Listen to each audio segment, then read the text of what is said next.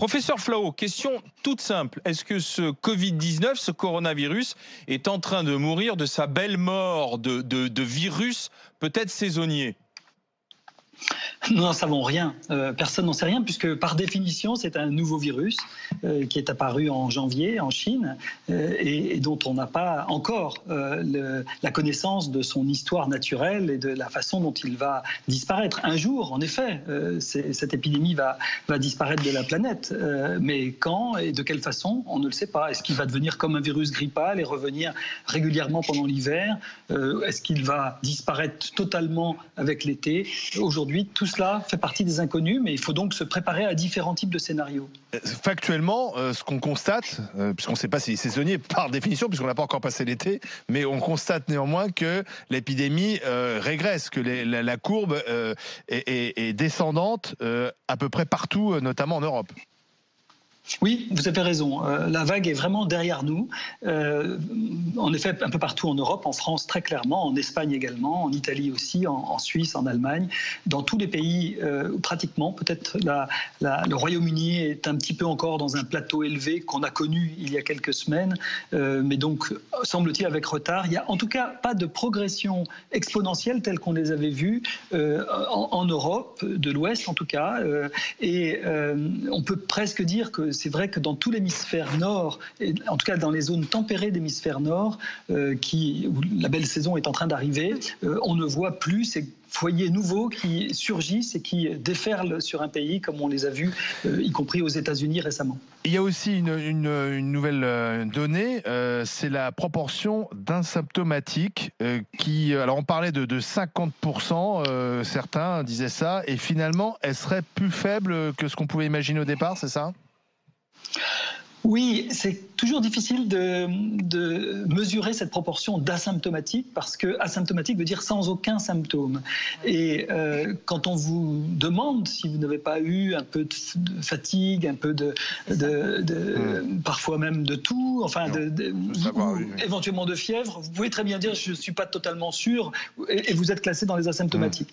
Donc aujourd'hui, ce qu'on peut dire, c'est que dans ce lycée français de l'Oise, où il y a eu une épidémie qui a touché 44% de la population, pas simplement des étudiants, 15 à 18 ans, donc des jeunes adultes, mais aussi de leurs enseignants et du personnel, il y avait 17% d'asymptomatiques. Je trouve qu'aujourd'hui, on retrouve dans d'autres séries, en particulier aux États-Unis, le même type de proportion. De dire qu'il y a aujourd'hui entre 15 et 20% d'asymptomatiques me semble être la bonne proportion. On avait vu aussi, vous savez, dans le Diamond Princess, qui était ce bateau mis en quarantaine au large du Japon, enfin sur les côtes du Japon, on avait vu des proportions aussi assez similaires. Donc je pense qu'on est dans une proportion qui est très inférieure à celle de la grippe, où il y a plus de 50% d'asymptomatiques, ou d'autres maladies virales. La dengue, c'est une maladie très connue des tropiques, transmise par un moustique, il y a plus de 90% d'asymptomatiques. Alors, question précise, directe, Marianne Soubré, maître Soubré, avocate. Oui, professeur. Donc, bon, là, aujourd'hui, manifestement, enfin, tout le monde a l'air d'être, vous avez l'air tous plutôt unanimes à nous dire que nous serions en train de sortir, en tout cas, de la première vague. Hein. Mais on a tous envie déjà d'être déconfinés, a priori ça arrive, mais on a tous envie également de retourner dans notre vie d'avant. Qu'est-ce qu'il faut qu'on fasse pour arriver le plus vite possible dans notre vie d'avant ? Combien de temps est-ce qu'on va devoir porter des masques ? Est-ce qu'on doit les porter partout ? Qu'est-ce qu'il faut qu'on fasse exactement ? Bon, alors, c'est les politiques qui décident ce qu'il faut faire. Hein. Non, c'est vous le médecin, les politiques, ça ne m'intéresse pas. Non, mais je veux dire, les scientifiques, ils donnent des avis. Oui. Et je vais vous donner mon avis là-dessus, mais encore une fois, les politiques, à partir des différents avis, vont prendre leurs décisions. Ce sont des décisions politiques. Mais je pense que le déconfinement a été décidé. Et il répond, en effet, à une logique scientifique qui est que lorsque on a une décrue qui s'amorce, on peut réfléchir à une possibilité de déconfinement.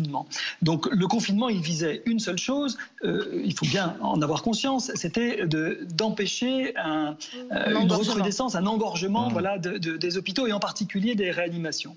À partir de ce moment-là, on va donc surveiller, les épidémiologistes, nous allons surveiller, nous le faisons chaque jour, on produit même des prévisions à 8 jours pour voir que nous ne remontons pas, qu'il n'y ait pas un risque de résurgence, d'effet rebond, on va dire, au moment du déconfinement.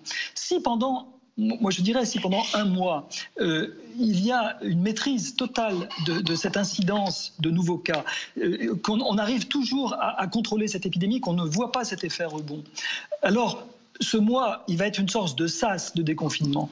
On va passer dans un sas. Et dans ce sas, en effet, on va mettre... Ça va être un peu compliqué. Il y a toutes ces règles un petit peu compliquées. On va mettre des masques si on est dans des autobus un peu bondés et qu'on n'arrive pas à avoir une distance de 2 mètres avec nos voisins. On va sans doute se laver davantage les mains. On va également accompagner cela par une stratégie de test, de traçage et d'isolement. On pourra y revenir. Et si au bout d'un mois, je dirais, aucun effet rebond n'a été noté, alors il faudra, à mon avis, déconfiner pour de vrai, c'est-à-dire avoir la vie d'avant, faire tomber nos masques, arrêter de ne pas se croiser, de se serrer les mains, pouvoir à nouveau s'embrasser, etc. Je pense que la vie d'avant, elle peut être à très courte échéance, si par chance peut-être, parce que encore une fois personne ne sait comment tout cela va évoluer au déconfinement, mais on a quand même des idées, puisqu'en Autriche par exemple, ça fait 2 semaines qu'ils ont déconfiné, que les écoles sont réouvertes, et on ne voit pas cet effet rebond, au contraire. L'Allemagne aussi qui a déconfiné un peu avant nous, qui accélère d'ailleurs son déconfinement, et c'est intéressant aussi de voir que pour l'instant, c'est ce que disent les autorités, il n'y a pas de deuxième vague à l'horizon. Non, et en Suisse aussi, on a également accéléré le déconfinement. Les gens veulent en sortir, hein, vous comprenez. Et je pense que si l'on ne voit pas dans ces exemples voisins, et finalement on a tous un petit peu le même rythme, mais avec quelques semaines de différence, si on ne voit pas d'effet rebond, aujourd'hui on n'en voit absolument aucun. On est vraiment dans une décrue. Et je dirais même que moi je m'attendais presque à ce qu'il y ait une petite augmentation due au fait que le nombre de tests a beaucoup augmenté. Vous savez, pour identifier les porteurs de virus. En France, vous avez pratiquement doublé le nombre de tests en moins d'une semaine. On s'attendait à voir une augmentation mécanique du nombre de cas, parce que vous testez des gens et on se dit il doit y avoir des positifs qu'on va aller trouver, qu'on n'aurait peut-être pas trouvé par ailleurs. Eh bien non, on ne voit pas cet effet rebond non plus, mécanique et presque artificiel, qui serait uniquement comptable.